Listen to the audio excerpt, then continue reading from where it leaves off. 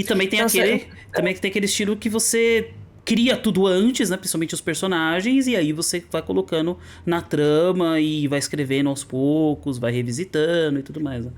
pois é, eu acho que em algum grau, antes de você começar uma história, você tem que ter alguma coisa delimitada ali. Você tem que saber o passado dos personagens, porque tem coisa que, se você inventar na hora, você se enrola depois.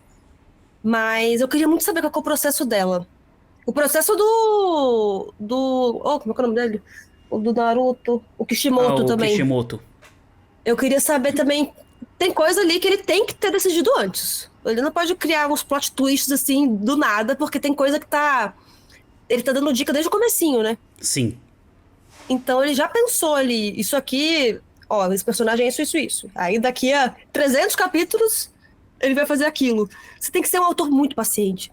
Eu acho admirável um autor paciente, assim, que ele tá segurando aquela informação e ele não vai revelar até chegar a hora certa. Tem que ser muito inteligente também. É, o Oda. Eiichiro Oda faz isso, O do One Piece, né? do One Piece. Tem coisa que foi mostrada no episódio 10 e que você só vai saber o verdadeiro significado depois de 1000 episódios. Gente, isso É é uma coisa, isso surreal. é surreal. Você ter o controle da narrativa, da sua própria narrativa, é um negócio que poucas pessoas têm. É, de Pouquíssimas fato. pessoas têm esse dom de controlar a sua própria narrativa, a sua própria criação, né? Uhum. O Kishimoto, ele fez isso muito bem, tanto no Naruto pequeno, no Naruto convencional, quanto no próprio Naruto Shippuden, na qual ele reuniu tudo isso.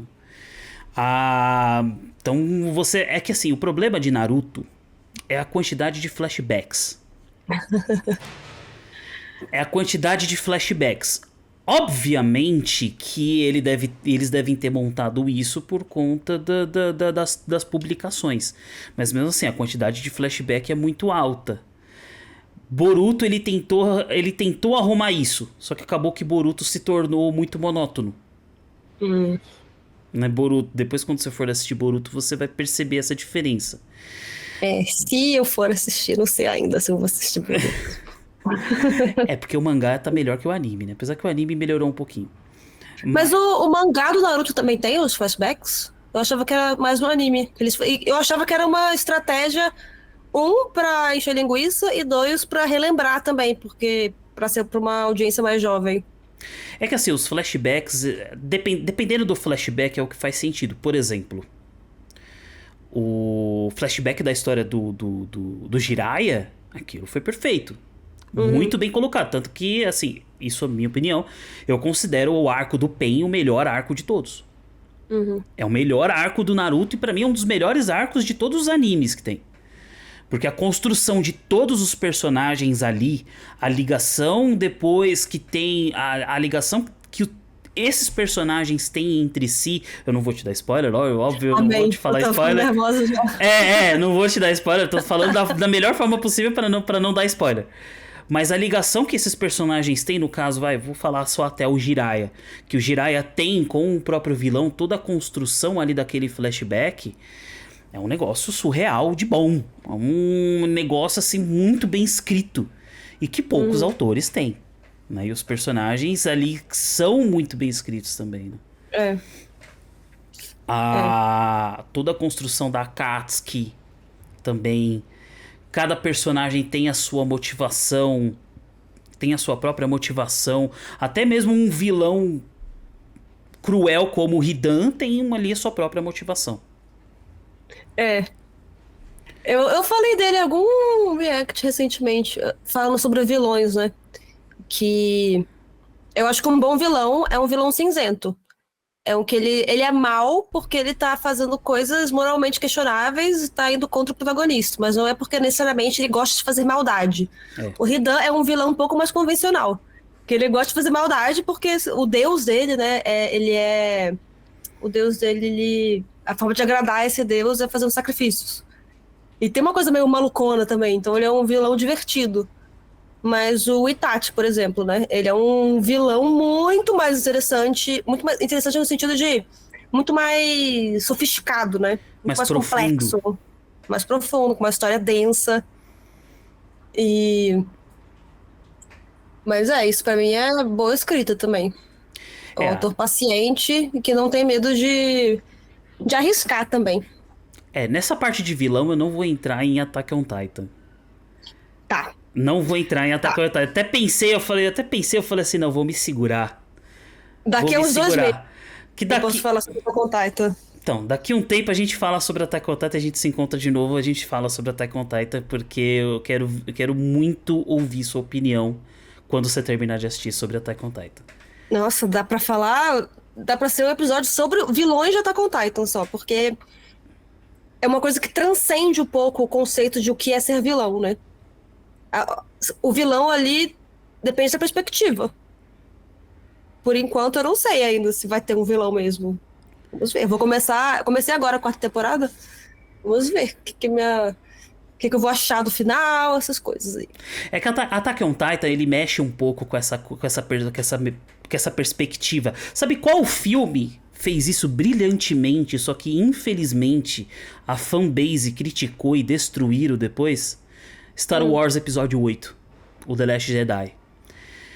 Porque eles mexeram com essa perspectiva de herói e vilão. O 8, qual que é? São os mais recentes? É, O da... a recente trilogia da Disney. Como é o nome dela? É... Rey, Da Rey. do Kylo Ren. Kylo Ren. Então o episódio 8, eu acho fenomenal o episódio 8, no qual ele mexe com essa sua perspectiva de quem é vilão e quem é herói. Principalmente numa guerra. Attack on Titan fala muito sobre isso, né? Exato. Você tá ali no meio do conflito. Você tá ali pra matar o seu próximo. Só que na visão dele, ele tá tendo a mesma visão que você.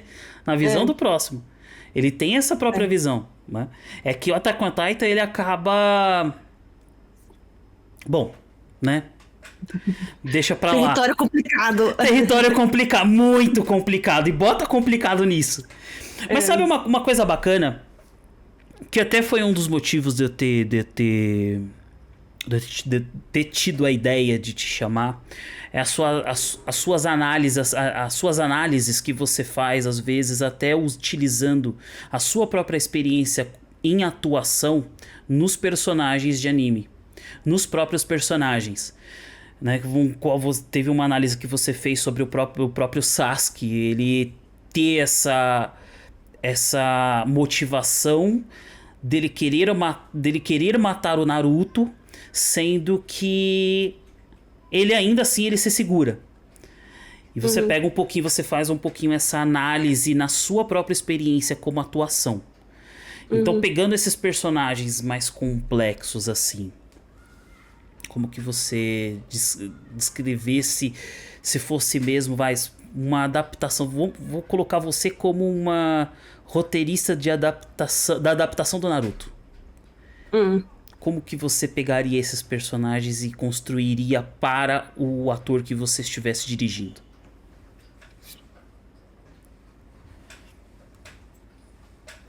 Eu acho... Esses personagens eles já são muito bem escritos. E uma coisa muito boa em anime no geral é que eles trabalham muito bem o monólogo interno, que é um recurso que tem que ser usado na atuação quando você tem que saber o que o personagem pensa. Que às vezes um roteiro bem escrito é um roteiro que não revela tudo. É um roteiro que às vezes você vai falar uma coisa, por exemplo, você fala para um personagem, eu te odeio, mas você tá pensando, eu te amo. Isso é outro nome, isso é subtexto, é quando você fala com uma intenção diferente. E isso é... Na vida a gente usa muito isso, né? Quando a gente tá sendo sarcástico, eu te odeio, haha. Ou então quando... Tipo, isso já é uma coisa bem comum do dia a dia, mas... Sim. Quando você é um personagem que tá em conflito, tipo o Sasuke, ele chega no Naruto e fala, vou te matar. Não vou te matar não, porque não te matei por um capricho meu. E teve gente que uma vez me comentou falando que... Corrigindo alguma análise que eu tinha feito, dizendo, ele falou isso, que ele só não matou nós por capricho, então ele não estava... Eu não lembro o que a pessoa falou, mas era como se ela estivesse acreditando no que ele falou. E você nem sempre deve acreditar no que o personagem fala. Sim. Então eu acho que se eu fosse uma roteirista adaptando a história, eu O que eu faria, talvez, é enxugar esses monólogos internos, que nada mais é que o pensamento, né? O monólogo interno é o que o personagem pensa. E em anime, normalmente, você mostra muito. Isso é ótimo. É ótimo porque você entende o personagem. Sim. Mas pra uma mídia, assim, audiovisual, é interessante você ter um espaço pra interpretar. É não deixar E muito expositivo. é não deixar muito exposto, muito claro, justamente porque na vida é assim. Na vida nem sempre a gente fala o que a gente quer, né? Às vezes, nem sempre a gente entende o que a gente tá sentindo. E o pobre do Sasuke às vezes também não entende o que ele tá sentindo. Ele é um menino, né? No começo ele tem 13, 12, e agora ele tem 15, 16. E as pessoas falam, ai, você passa pano para ele. Gente, ele é um adolescente! Ele é um adolescente traumatizado, coitado. Adolescente já tem seus próprios problemas, né? Ainda mais com um trauma desse. Pois é, já é problemático por si só ser adolescente. Ser um adolescente que a família inteira, o bairro inteiro dele morreu. Não é nem a família, o bairro dele morreu.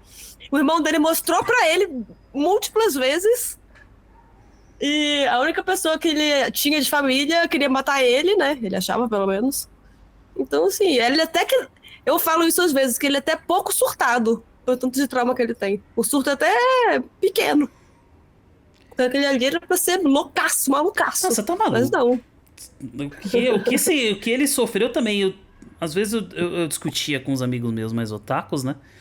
Na época do próprio Naruto Shippuden, que eles falavam, né? O Sasuke... O Naruto fica com essa obsessão com o Sasuke e tudo mais. Mas, porra, você tá falando de um personagem que ele é o principal da trama, né? Ele é o herói, ele quer ser o herói porque ele se vê no Sasuke, porque ele quer socorrer o amigo dele por ele estar sozinho, por ele estar muito mal, por ele ter esse trauma.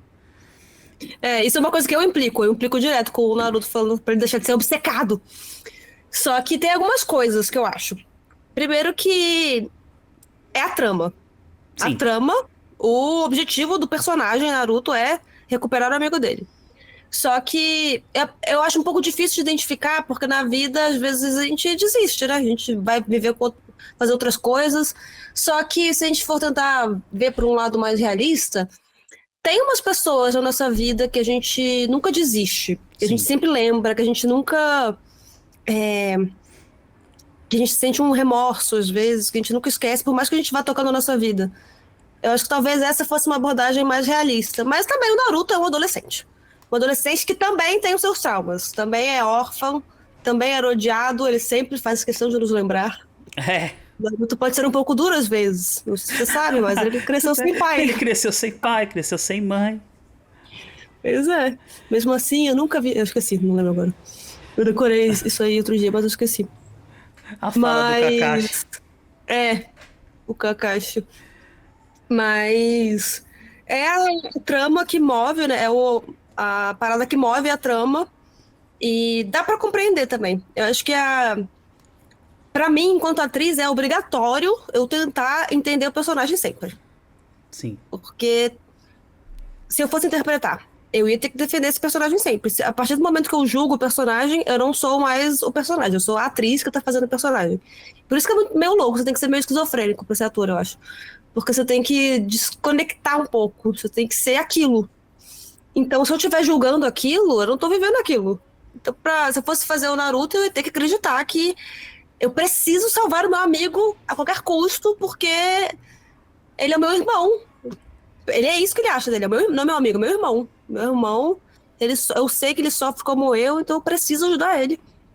E eu até fiz um paralelo esses dias com Attack on Titan, porque em Attack on Titan é um contexto completamente diferente, mas em Attack on Titan chega um momento que os personagens também eles estão sofrendo quando eles percebem que tem algumas pessoas entre eles, na verdade são do outro time, né? Sim. Eles sofrem e eles demoram até aceitar, só que chega um momento que eles percebem, não, essas pessoas fizeram as escolhas delas. A gente tem que deixar eles irem. E eu brinquei, imagina se o Naruto fizesse isso, né? Mas não ia ter Naruto no Shippuden. Não ia ter Naruto. Não ia ter Naruto. Mas assim, é interessante como o próprio Kishimoto escreve, que ele deixa isso um pouco de lado pra desenvolver os outros personagens, né? Ele deixa um pouco de lado, principalmente no arco no arco do Azuma. No arco do Azuma, quando o Azuma morre. E aí o... Puta, agora esqueci o nome do amigo do Naruto lá. O Shikamaru? Shikamaru. Que é o arco do Shikamaru, na verdade, né? Que conta... Conta pela visão dele, né? E deixa um pouco o Naruto de lado ali, deixa o Shikamaru como protagonista daquele arco, né? É, o Shikamaru Shippuden.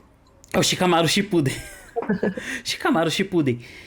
Então ele deixa um pouco de lado, né, a trama principal do Naruto pra poder focar no próprio Shikamaru, pra desenvolver aqueles personagens um pouco mais.